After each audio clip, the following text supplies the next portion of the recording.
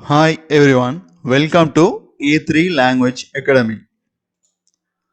இந்த சென்டென்ஸ் பாருங்க, நான் உடல்நிலை சரியில்லாமல் இருக்கிறேன் அப்படிங்கும்போது நான் உடல்நிலை சரியில்லாமல் இருக்கேன் அப்படின்னு நீங்கள் சொல்கிறீங்க. இதை நீங்கள் எப்படி இங்கிலீஷில் சொல்லுவீங்க? I am sick. I am sick. I am sick அப்படின்னு சொல்லுவீங்க. இதே நாம் ஹிந்தியில் சொல்லும்போது இந்த எழுத்து இதை உச்சரிக்கும் போது மேய் மே மே அப்படின்னு உச்சரிக்கணும். இது ஒரு சந்திர பிந்து அதில் இருக்கு. அப்போ நம்ம மெயின் சவுண்டு வர மாதிரி மே மே மே அப்படின்னு சொல்லுவோம். இங்கே பி பி நெடில் உச்சரிக்கணும். பி மா மா இதுவும் நெடில். இங்கே ர மேலே ஒரு புள்ளி வைப்போம். மனசில் வச்சுக்கணும். இது நீங்கள் புள்ளி வைக்கக்கூடாது. நீங்கள் மனசில் நினச்சிக்கோங்க. இப்படி இங்கே ஒரு புள்ளி இருக்க மாதிரி ரிட்டர்ன் பண்ணிக்கணும். சரியா? பிமார் பிமார். இங்கே இந்த எழுத்து நெடில் ஹூ ஹூ ஹூ அப்படின்னு படிப்போம். இங்கே இந்த எழுத்தோட சேர்த்து நம்ம படிக்கும்போது ஹூ ஹூ. அப்போ இதே நம்ம கண்டினியூவாக படிக்கும்போது மே பிமார் ஹூ மே பிமார் ஹூ அப்படின்னா ஐ ஆம் சிக் அப்படின்னு அர்த்தம். இந்த சென்டென்ஸில் மீனிங் பார்த்துக்கோங்க. இந்த உடல்நிலை சரியில்லாமல், அதாவது உடல்நிலை சரியில்லை அப்படின்னு சொல்கிறது. சரியா? உடல்நிலை சரியில்லாமல் சரியில்லாமல் சரியில்லாமல். இதை நாம் இங்கிலீஷில் சிக் அப்படின்னு சொல்லுவோம். உடம்பு சரியில்லை அப்படிங்கிறது சிக் அப்படின்னு சொல்கிறோம். இதே ஹிந்தியில் பிமார் பிமார்னு சொல்லுவோம். புரியுதுங்களா? நெக்ஸ்ட் ஒன்று பாருங்க. எனக்கு தாகமாக இருக்கிறது. எனக்கு தாகமாக இருக்கிறது. எனக்கு தாகமாக இருக்குன்னு சொல்கிறீங்க. இதை இங்கிலீஷில் ஐ ஆம் thirsty. ஐ ஆம் thirsty அப்படின்னு சொல்கிறோம். இதே ஹிந்தியில் இந்த எழுத்து மோ மோ ஜே நெடில் சொல்லணும். அப்போ முஜே. இந்த எழுத்து அப் அப். இது யா நெடில் சொல்லணும். இது ச மேலே நினச்சிக்கங்க, ஒரு புள்ளி இருக்க மாதிரிக்க. அப்போ யாஸ் யாஸ். ல கி நெடில் லகி है है. அப்போ मुझे प्यास लगी है. मुझे प्यास लगी है. मुझे प्यास लगी है அப்படி சொல்லணும். அவ்வளோதான்.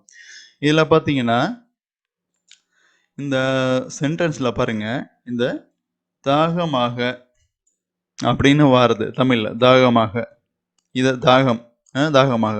இதை thirsty அப்படின்னு இங்கிலீஷில் சொல்கிறோம். இதே ஹிந்தியில் பியாஸ். இந்த சென்டென்ஸில் வச்சு நான் சொல்கிறேன். பியாஸ் பியாஸ் அப்படின்னு பியாஸ் அப்படின்னு மீனிங் வருது. தாகம் அப்படின்னு. சரிங்களா? நெக்ஸ்ட் ஒன்று பாருங்க. இதில் எனக்கு பசியாக இருக்கிறது. எனக்கு பசியாக இருக்கிறது. எனக்கு பசிக்குது, பசியாக இருக்குது அப்படின்னு சொல்கிறோம். இதை இங்கிலீஷில் ஐ ஆம் ஹங்க்ரி. ஐ ஆம் ஹங்க்ரி அப்படின்னு சொல்கிறோம். ஹிந்தியில் இந்த எழுத்து பாருங்க, மு மு ஜே நெடில் முஜே அப்படின்னா எனக்கு அப்படின்னு அர்த்தம். இங்கே பூ பூ நெடில் சொல்லணும். பூ. இது க மேலே ஒரு புள்ளி வச்ச மாதிரி நினச்சிக்கோங்க. Book book. ல கி நெடில் லகி है.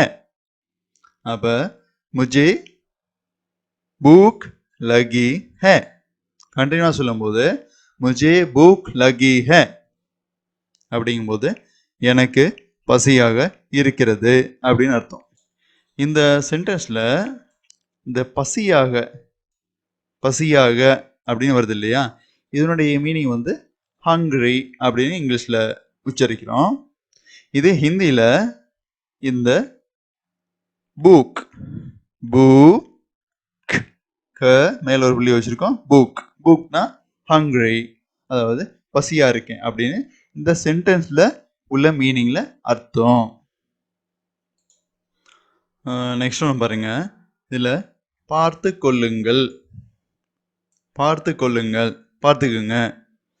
இப்போ நம்ம வந்து எங்கேயாவது வெளியில் போகும்போது ஒருத்தவங்க வயசு போனவங்க அம்மா அப்பா இருக்கும்போது கவனமாக பார்த்துக்குங்க அப்படின்னு சொல்லுவோம் இல்லையா, இந்த மீனிங் தான் இது.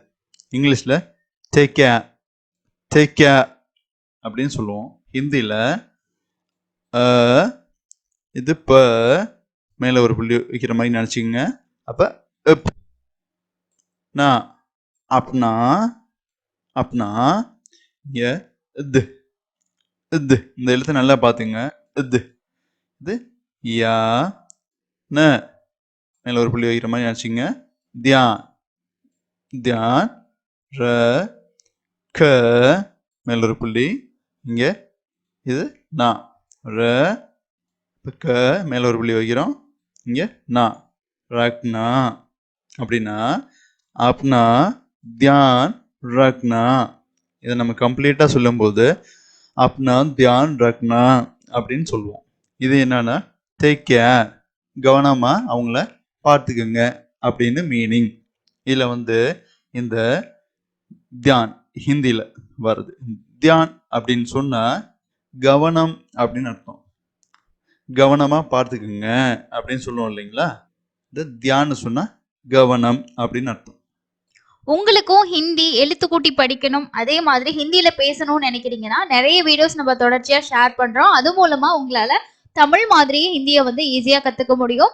ஸோ அதுக்கு நீங்க சேனலை சப்ஸ்கிரைப் பண்ணிட்டு ரெகுலரா வரக்கூடிய எல்லா வீடியோஸையும் வாட்ச் பண்ணுங்க. இன்னொரு இன்ட்ரெஸ்டிங்கான யூஸ்ஃபுல்லான லெசன்ல மீட் பண்ணலாம். தேங்க்யூ.